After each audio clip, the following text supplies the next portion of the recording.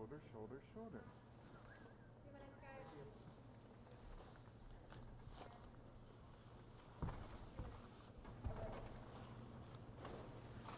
And knowing now that coming up here on this side doesn't shake you, Right. I'm gonna, once it does that, I'll get a nice overhead shot of you. Cool, man.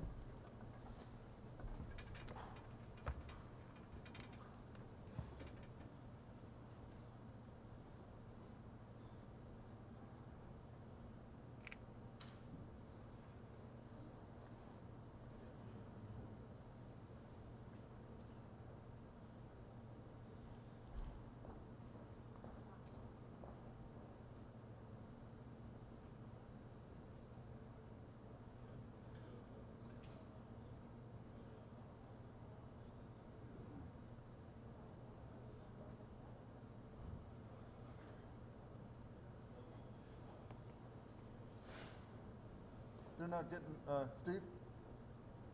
They're not getting anything from you guys. Just give them some continuity.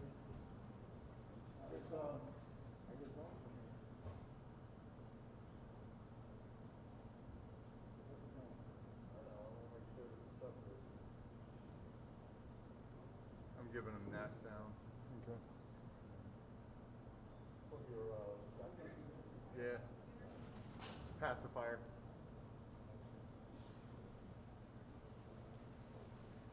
Heads up.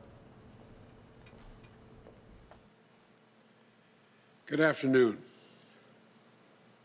Last night, I spoke to the nation about the human toll of the pandemic and the economic crisis. I spoke about a two-step plan of rescue and recovery and how we must deliver immediate economic relief to those who need it the most in this country.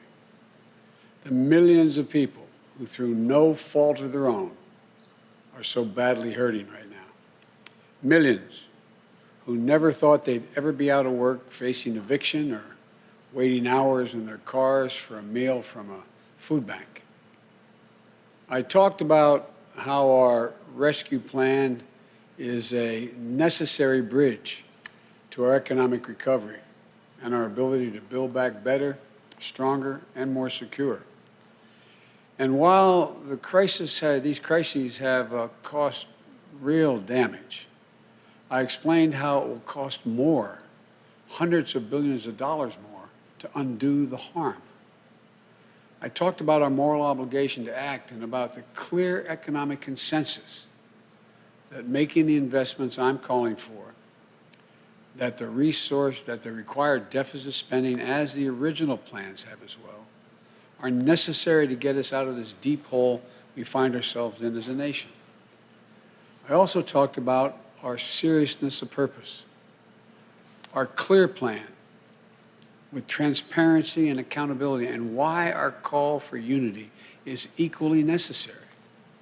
Unity is not some pie-in-the-sky dream. It's a practical step to getting things done. We didn't get into all of this overnight. We won't get out of it overnight either. But we will get through it, and we'll get through it together. And today, I'd like to talk more about what that means in sparing no effort. I mean sparing no effort to get Americans vaccinated. Vice President Harris and I, we just received a briefing from our COVID team. Truthfully, we remain in a very dark winter. Infection rates are up 34%. More people are being hospitalized because of COVID than ever before. We're up to between 3,000 and 4,000 deaths per day as we approach a grim milestone of 400,000 deaths in America. That's staggering, to state the obvious. I know the pain that so many of you are experiencing right now, starting by sitting down for breakfast this morning and staring at an empty chair around the kitchen table where a loved one used to sit, laugh, talk about how you love one another. I know the frustration that we're all feeling. Almost a year later, we're still far from back to normal. The honest truth is this: things will get worse before they get better. I told you I'll always level with you. You know, and the policy changes that we're going to be making are going to take time to show up in the COVID statistics. And they're not just statistics, it's people's lives. People getting infected today don't show up in case counts for weeks. Those who perish from this disease die weeks after exposure. So it will take time. But I know there are things we can do, and we can do them now. For example, the vaccines offer so much hope. And we're grateful for the scientists and researchers and everyone who participated in the clinical trials. We're grateful for the integrity of the process, the rigorous review and testing that's led to millions of people around the world already being vaccinated safely. But the vaccine rollout in the United States has been a dismal failure thus far.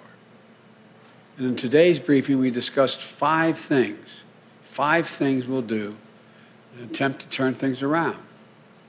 5 things to turn frustration into motivation. 5 things to help us meet our goal of 100 million shots by the end of our first 100 days in office. Some wonder if we're reaching too far for that goal. Is it achievable? It's a legitimate question to ask. Let me be clear. I'm convinced we can get it done. And this is a time to set big goals, to pursue them with courage and conviction, because the health of the nation is literally at stake.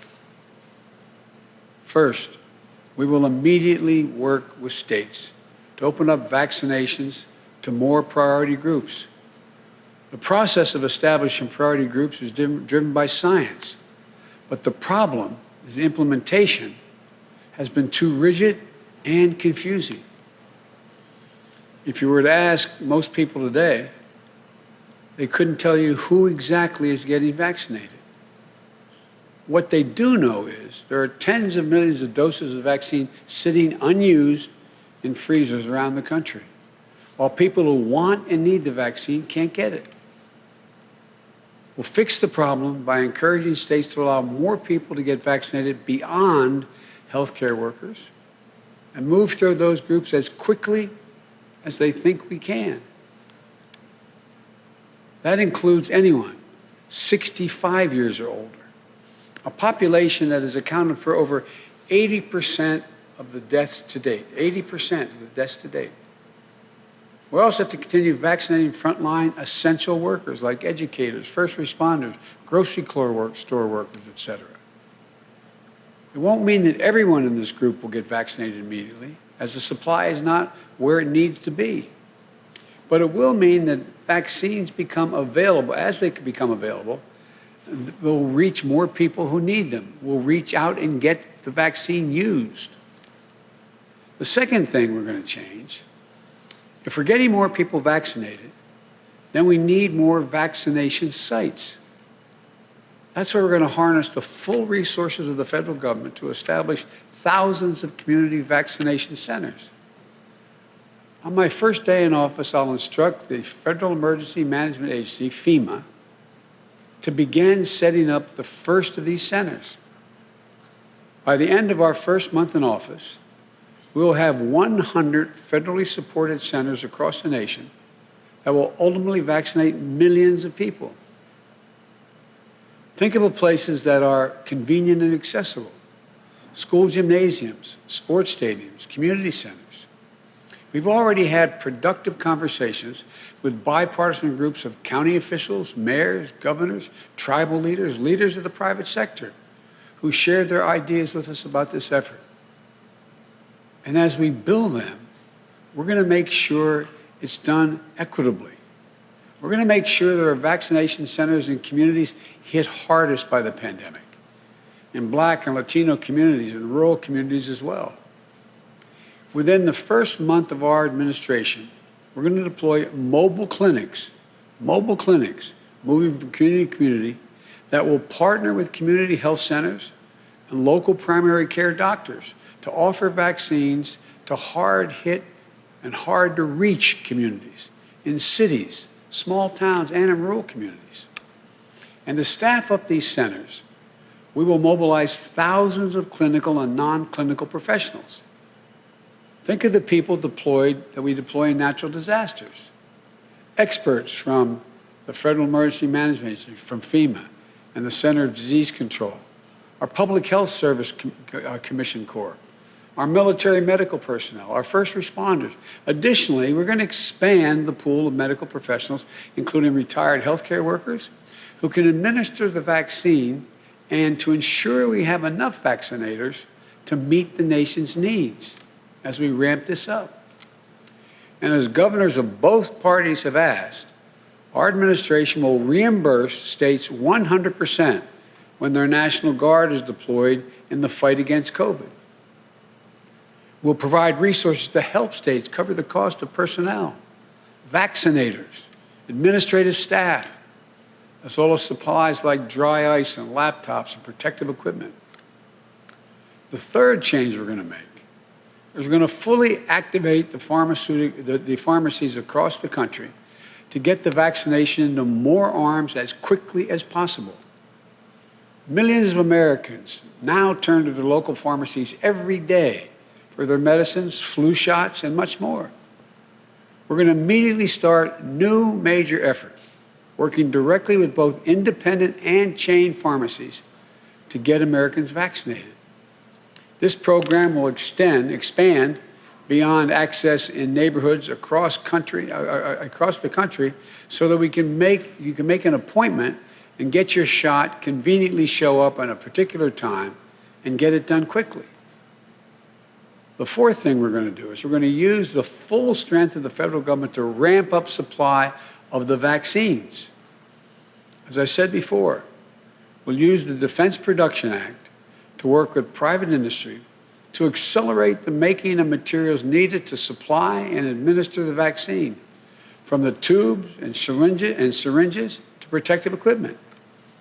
And I've already asked the team, and we have identified the suppliers who are prepared to work with our teams, and we're going to work with their teams. Not someday we're going to go do this. When I say we're going to invoke the Defense Production Act, I said, go out, even though we don't have the authority now, go out and identify those companies that are prepared and will be able to do what we're going to ask. As we made clear earlier this month, the Trump administration's policy of holding back close to half the supply of the vaccines available did not make sense.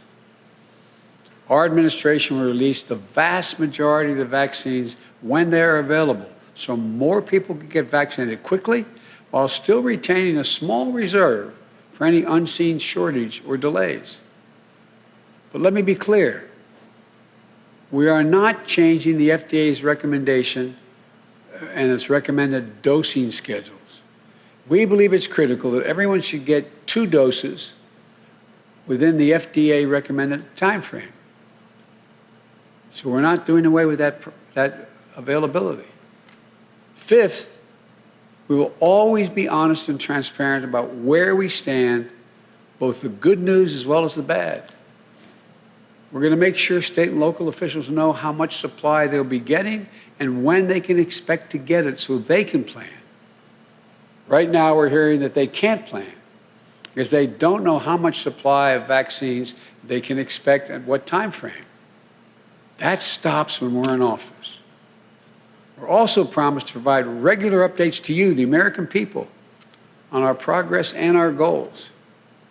We will be, I promise you, transparent about the decisions we are making and why we're making the decisions. You're entitled to know.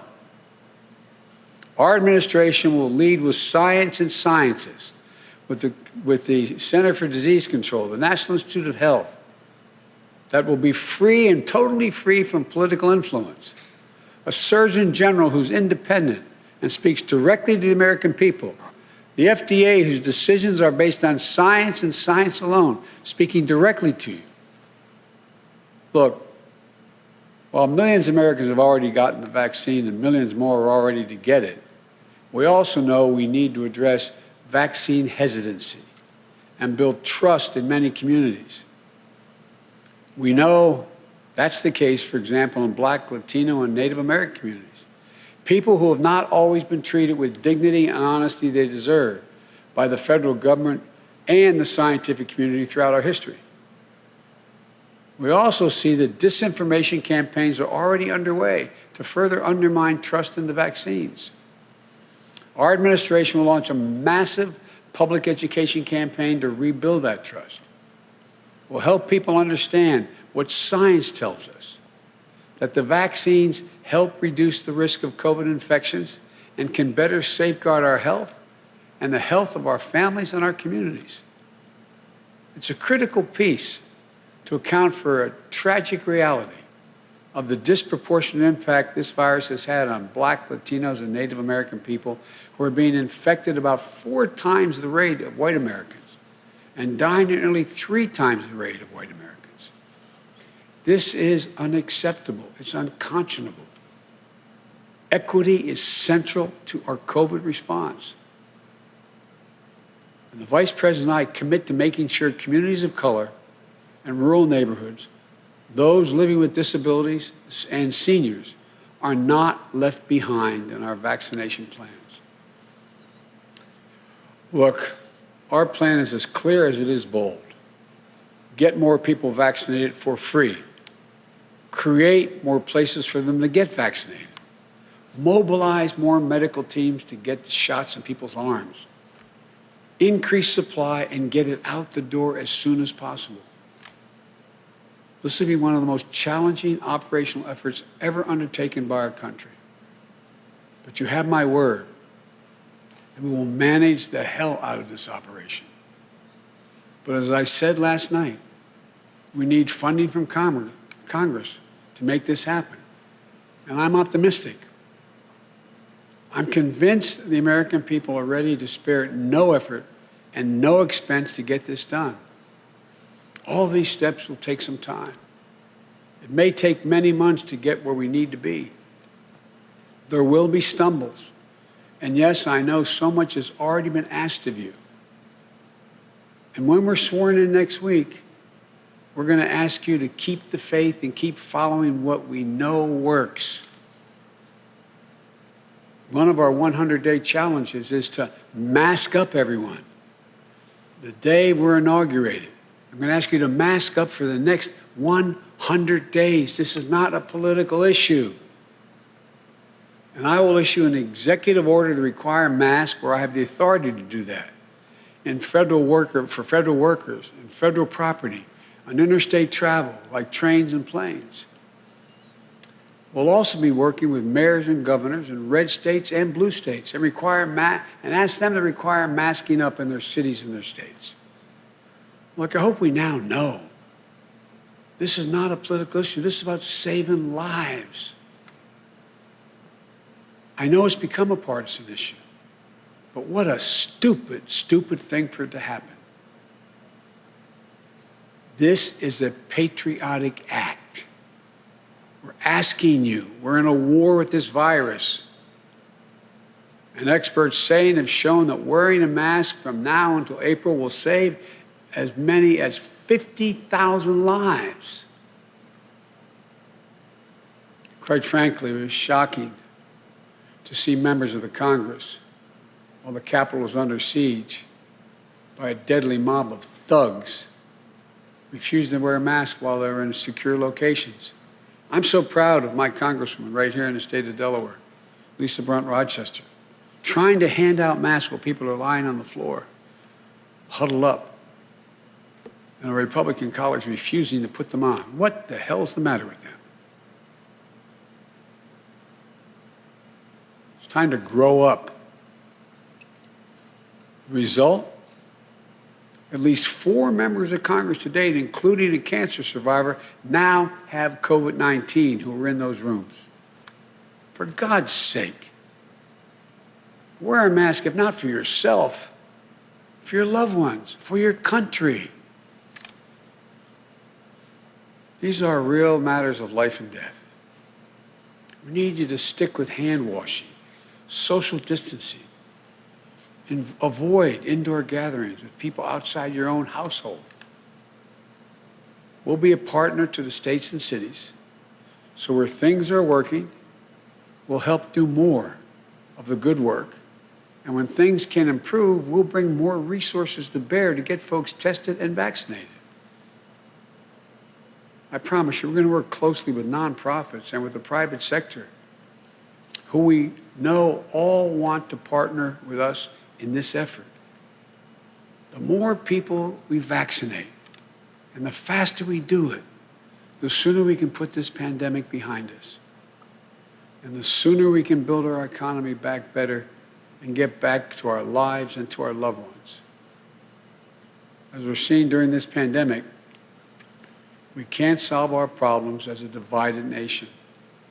The only way we come through this is if we come through together as Americans, fellow Americans, and as the United States of America.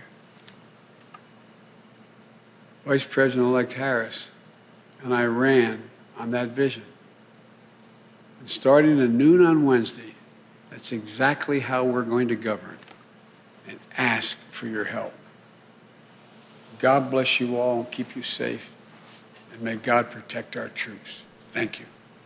Mr. President, do you feel safe about Wednesday based on the intelligence that you've seen? Yes.